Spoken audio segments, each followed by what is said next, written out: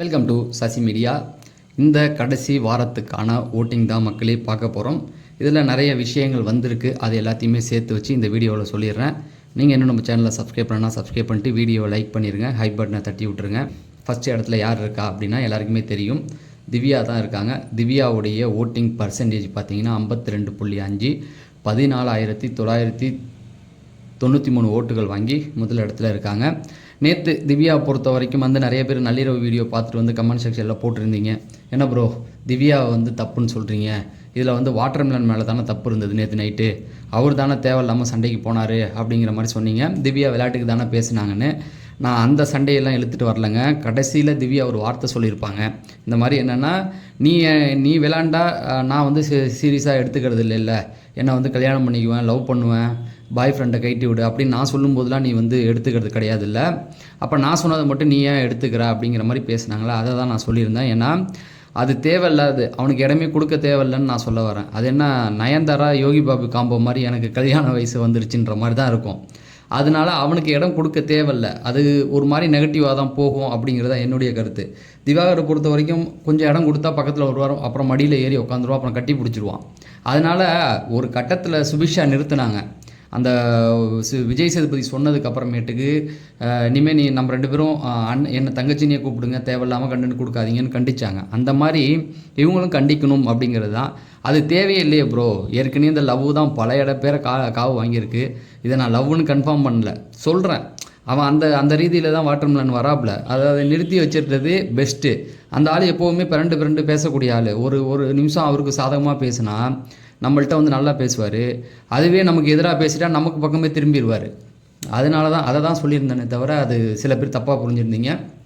சரி, திவ்யாவை பொறுத்த வரைக்கும் ஓட்டுகள் ஃபஸ்ட்டு இடத்துல இருக்காங்க, அது எல்லாருக்குமே தெரிஞ்ச விஷயந்தான். ஓட்டிங் அவங்க தான் முதல்ல இருக்காங்க அப்படின்னு.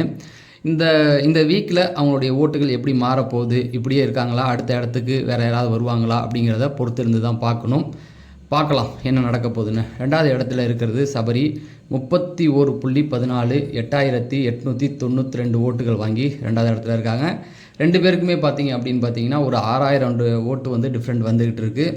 ஸோ இதில் சபரி என்ன பண்ண போகிறாரு அப்படிங்கிறத பொறுத்திருந்து தான் பார்க்கணும். அவருக்கான அந்த ஓட்டிங் அதிகமாகுதா இல்லை கம்மியாகுதா அப்படின்னு. இது நேற்று எபிசோடு முடிஞ்சோடனே அந்த சண்டையில் போய் நியாயமாக இருந்து 2 பேருமே சமாதானம் பண்ணார். சும்மா சொல்லக்கூடாது. அந்த பக்கம் திவ்யா கிட்ட போயிட்டு அமைதியாக விடுங்க திவ்யான்னு திவ்யாவுடைய கருத்துக்குன்னு கேட்டுக்கிட்டாரு. அதுக்கப்புறமேட்டுக்கு வாட்டர்மெலான்ட்ட போயிட்டு, சரி உனக்கு என்ன பிரச்சனை, இங்கே படுக்கிறது பிரச்சனை, எங்கள் கூட வா, நம்ம ஃபன் பண்ணிட்டு போகலாம் அப்படிங்கிற மாதிரி அந்த சண்டையை பெரிய சண்டையாக ஆக போணுச்சு. அதை நிறுத்தி விட்டு அமைதியாக 2 பக்கமும் சமாதானம் பண்ணிட்டு போனார். ஆனால் வாட்டர்மெலன் சபரிகிட்ட தான் போய் நியாயம் கேட்டார், என்ன சபரி நீ என்னை அடித்து துரத்துவியா அப்படின்னு. அப்படிலாம் இல்லையா, நீ வாயா அப்படின்ற மாதிரி. ஏன்னா திவ்யா ஒரு வார்த்தை விட்டுட்டாங்க, உன்னை யாருமே சேர்த்துக்கல, நான் தாண்டா சேர்த்துக்கிட்டேன் அப்படின்றதுக்கு தான் அவர் போய் கேட்டுட்டு இருந்தார். ஸோ அந்த பிரச்சனையை பெருசாக்காமல் நமக்கு என்ன அப்படின்னு ஒதுக்காமல் அமைதியாக நின்று 2 பேருக்குமே சமாதானம் பண்ணி விட்டது நல்லா இருந்தது.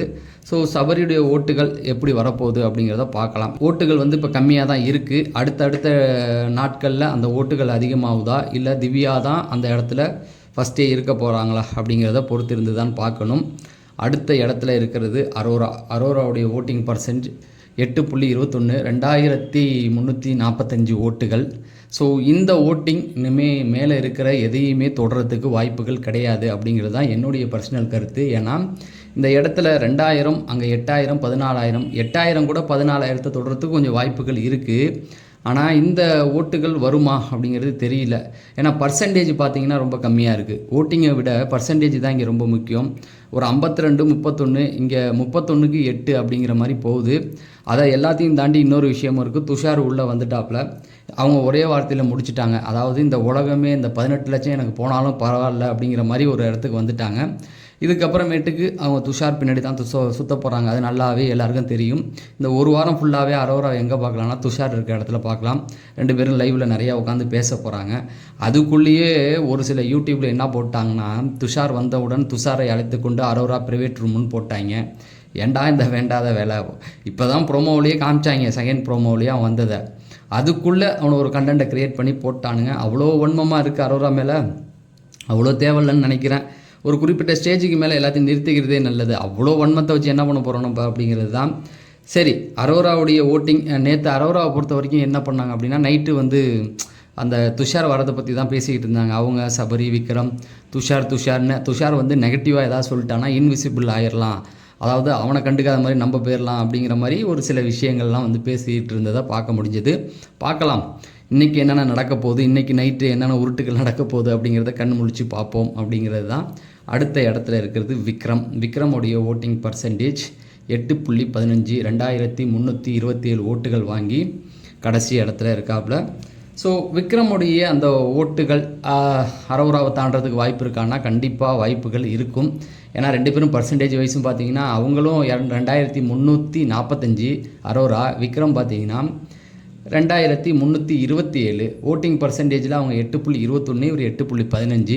ஸோ இவங்க 2 பேருக்குள்ளே பின்னாடி போட்டி நடக்க வாய்ப்புகள் இருக்குது. ஏதாவது அரோராவுக்கும் விக்ரமுக்கும் மாறி மாறி வரத்துக்கு அப்படி தான் இருக்குது. பட் மற்ற எந்த இடத்துலையும் வாய்ப்புகள் இருக்கானா வாய்ப்புகள் ரொம்ப கம்மியாக தான் இருக்குது. ஓகேவா? சரி, இதில் யார் டைட்டில் வின்னர் ஆவா அப்படின்னு பார்த்தீங்கன்னா சத்தியமாக என் வாயால் நான் அதை சொல்ல மாட்டேன். அதாவது எதிர்பாராததே எதிர்பாருங்கள், அதுதான் பிக் பாஸ்க்கு போடுவாங்க. ஆனால் இந்த சீசன் தான் கரெக்டாக இருந்தது. அதாவது ஓட்டு இருக்க ஒருத்தவங்க வெளில போவான், ஓட்டே இல்லாத ஒருத்தவங்க கடைசி வரைக்கும் வருவாங்க. அந்த விஷயத்தெல்லாம் கரெக்டாக அந்த வாரம் அன்ஃபேர் எவிக்ஷன் அப்படின்னு ஒரு வார்த்தை சொன்னால் அது சீசன் 9 அப்படின்னு இனிமேல் எல்லாருமே சொல்லிடுவோம். அந்த அளவுக்கு அன்ஃபேர் எவிக்ஷன் போயிட்டே இருந்தது.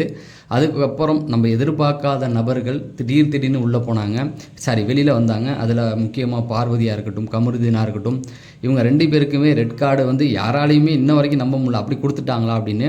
ஏன்னா கமருதீன் வந்து சேனல் ப்ராடக்ட் இல்லையா, அவர் அவ்வளோ சீக்கிரம் அனுப்ப மாட்டாங்க அப்படிங்கிற நம்பிக்கை எனக்கெல்லாம் இருந்தது. அதே போல் பார்வதி கண்ணுன்னு கொடுத்துக்கிட்டு இருக்காங்க, அவங்க மேலே கையை வைக்க அதுவே அவங்களுக்கும் அதுவே வந்து ஒரு நம்பிக்கை இருந்தது. நம்ம மேலாம் அவ்வளோ சீக்கிரம் கையை வைக்க மாட்டாங்கன்னு இருந்தாங்க, அவங்களையும் டக்குன்னு தூக்கி போட்டாங்க. அதுக்கப்புறம் கானா வினோத்தை பொறுத்த வரைக்கும் அவர் வெளியில் வரமாட்டார், அவர் தான் டைட்டில் வின்னர் அப்படின்னு நம்ம எதிர்பார்த்துக்கிட்டு இருக்கும்போது கடைசி நேரத்தில் அவர் பொட்டியை எடுத்துகிட்டு வந்தார். அவர் பொட்டியை எடுத்துகிட்டு வந்ததுக்கு பின்னணியில் இவங்க இருக்காங்க, இவங்க ஸ்கெட்சு போட்டு தூக்குனாங்கன்றதை நிறையா பேசணும். சிலர் அரோரா தான் காரணன்ற மாதிரி சொன்னாங்க, நம்ம சேனல் தரப்புலேருந்து சிலர் பண்ணாங்கன்றதை சொல்லிகிட்டு இருந்தோம். அப்புறம் அவரே வந்து இல்லை அப்படிங்கிற மாதிரிலாம் சொல்லிட்டு போயிட்டாப்புல. எதுக்கு சொல்கிறேன்னா இவ்வளோ விஷயங்கள் இந்த சீசனில் வந்து முன்னுக்கு பின் முன். அதில் டாப் 5ல் இருந்த 3 பேருமே வெளில வந்திருக்காங்க. நல்லா யோசிச்சு பாருங்கள். கானா வினோத், பார்வதியும் டாப் 5ல் தான் இருந்தாங்க, கமருதனும் டாப் 5ல் தான் இருந்தார். அது சும்மா சொல்லக்கூடாது.